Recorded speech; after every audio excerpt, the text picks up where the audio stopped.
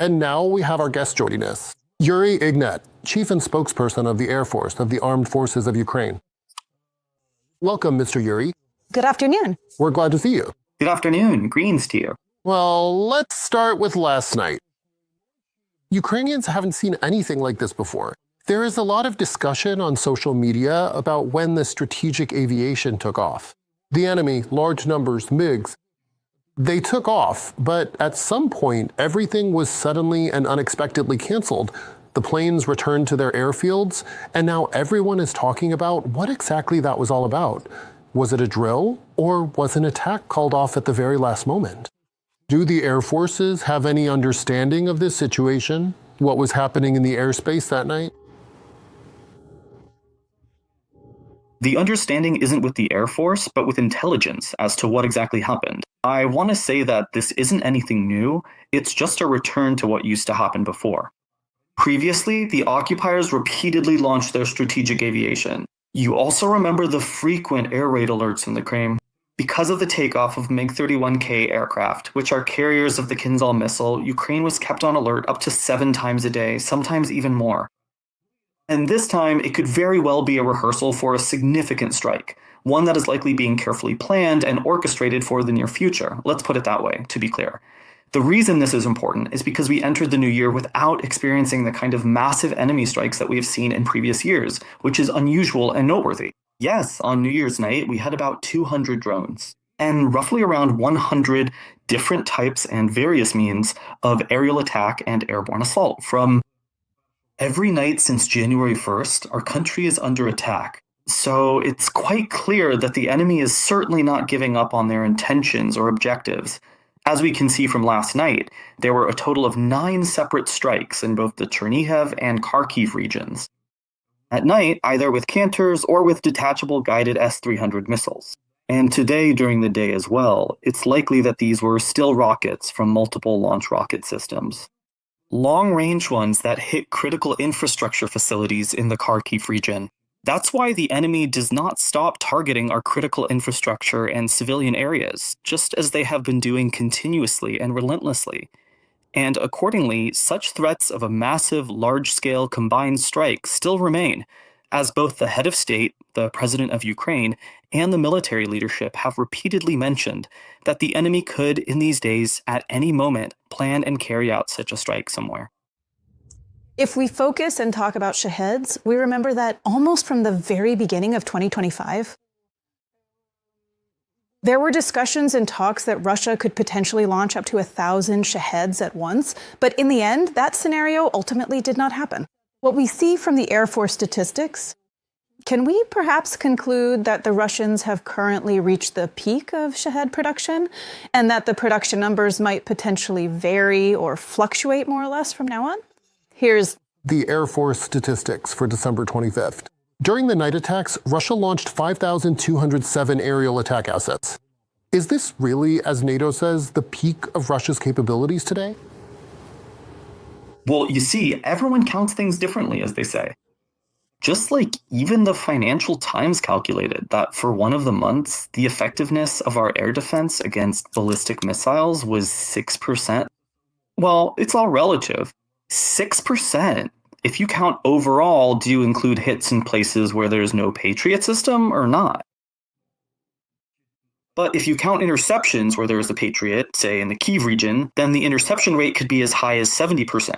That's why for air defense against ballistic missiles, you have to distinguish between where we have systems that can intercept them and where we don't. It's the same with Shaheds. I gave that example for missiles, but with Shaheds it's a bit different, because many bloggers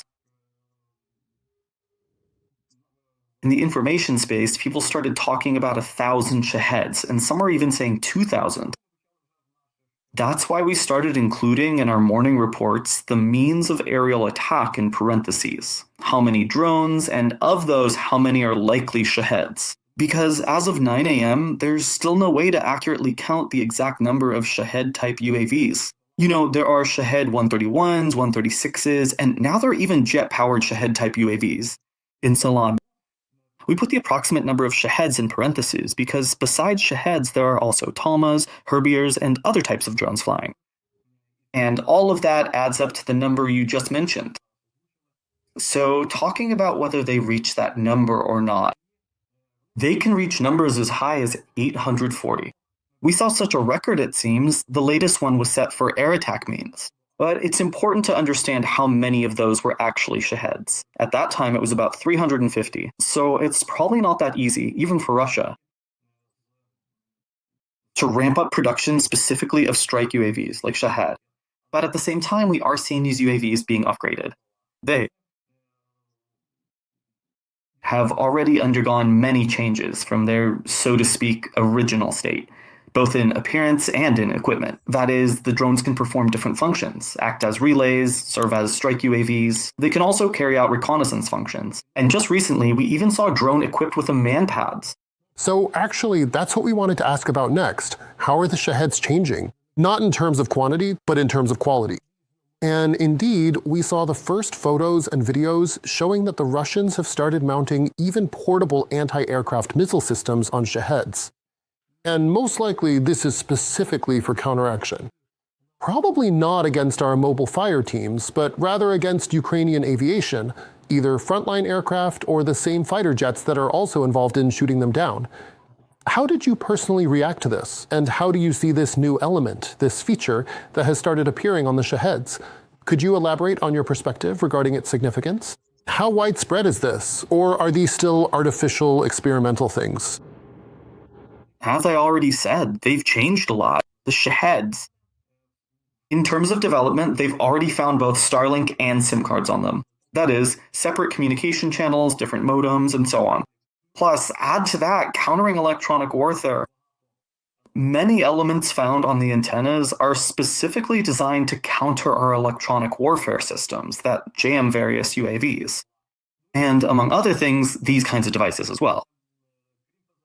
Besides man-pads, previous ones were also found. Drones with an increased warhead, weighing up to 90 kilograms and packed with deadly shrapnel. This is so that even if, for example, this Shahed drone is hit by a helicopter, its explosion in the air would create a cloud of dangerous fragments that could damage aircraft. That's why intelligence is working on all of this. Everyone in the Air Force knows about it, as do all the defense forces working today. This applies to manned aviation and not only that. And man-pads are yet another new challenge. Obviously, this will clearly pose a greater threat specifically to our helicopters than to, for example, fighter jets. And all of this is taken into account. It's clear that the enemy isn't standing still. Well, just like us. After all, we also have our own developments, and we strike the enemy wherever we can. We thank the Air Defense Forces for this and repelling the attacks. Yurii Ihnat, spokesperson for the Air Force. Russian assault troops are surrendering en masse and attempting to lay down their arms.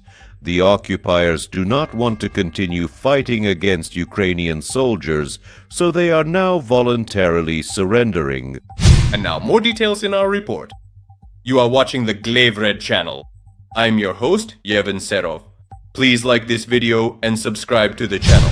Ukrainian soldiers on the Zaporizhzhia front are currently increasingly noticing that servicemen from the aggressor country Russia do not want to fight and are expressing a desire to surrender. This was reported on air by Dmytro Pelik, head of the communications department of the 118th Separate Mechanized Brigade during the Ranok live broadcast. According to him, Ukrainian drone pilots are currently receiving signals from the Russian occupiers. Many of the Russians do not actually want to fight from the very outset, and as soon as they cover even half the distance to Mala Tokmachka from their starting point, they signal to our pilots, indicating that they want to surrender, he emphasized. But not all Russians manage to reach the point of surrender, because the occupiers themselves eliminate their own assault troops to prevent them from being taken prisoner. Glavred reported that, according to Major of the Armed Forces of Ukraine and political scientist Andriy Tkachuk, the situation around Huliaipole in the Zaporizhzhia region has noticeably escalated in the ongoing conflict. Last week, Ukrainian forces lost the command and observation post of one of their battalions. But the city was not occupied. He also drew attention to significant problems in the organization of the defense.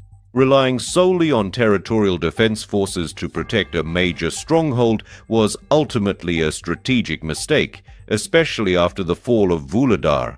Let us recall that, as of the end of December 2025, a portion of Yurii Pole in the Zaporizhzhia region remains under the control of Russian military forces, who are actively conducting assault operations and attempting to establish a more secure foothold in the settlement.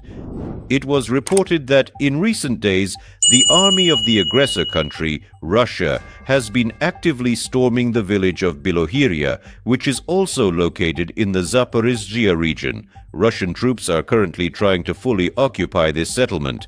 The day before, however, a representative of the UDA confirmed that the enemy does not have full control over Yurii Pole. Fighting continues there, with assault units of the armed forces of Ukraine in operation. They attack, then counterattack, and thoroughly clear the relevant areas. The Russian Federation is currently preparing a large-scale, dangerous provocation with expected casualties in order to deliberately disrupt ongoing peace negotiations with Ukraine. The security services have named the approximate time and place of the provocation. And you can find more details in our report. You are watching the Glavred channel. I'm your host, Yevhen Serov. Welcome, and please like and subscribe to the channel. The aggressor country, Russia, is currently preparing a large-scale and significant provocation following the so-called attack on the official residence of the Kremlin dictator, Vladimir Putin. To this end, the Kremlin is actively spreading new and fabricated information triggers. Ukraine's Foreign Intelligence Service has officially reported that both Russian and foreign audiences are now being carefully prepared for the likelihood of further escalation. At the same time, Russia's goal remains unchanged: to disrupt peace negotiations mediated by the United States. On the eve of or during the celebration of Christmas, according to the Julian calendar, that is from January 7th, the Kremlin wants to stage a provocation at a religious site or another location with high symbolic significance, both in Russia and in the temporarily occupied territories of Ukraine. To fabricate evidence of Ukraine's alleged involvement, it is planned to make use of debris and fragments from Western-made attack drones, which will be brought to the site of the provocation from the front line. Exploiting fear and deliberately carrying out terrorist acts that result in human casualties, all under a false flag operation, is entirely in line with the methods of the Russian special services, the statement says. The SVR noted that President Vladimir Putin has repeatedly employed this particular tactic within Russia, and now, according to their assessment, the same model is being exported abroad. This is indirectly confirmed by public statements from top officials in the Russian Federation. After the statement by the aggressor country about the alleged attack by Ukrainian drones on Putin's residence, a number of countries, in particular India, the UAE, and Kazakhstan, promptly responded to the unconfirmed incident. Yet these same countries either do not react at all or respond extremely slowly and hesitantly to Russia's deadly strikes on Ukraine's innocent civilian population. But this should not come as a surprise. This was discussed in an interview by Taras Zhovtenko, an expert on international security from the Democratic Initiatives Foundation. According to him, these countries do not hold a different position.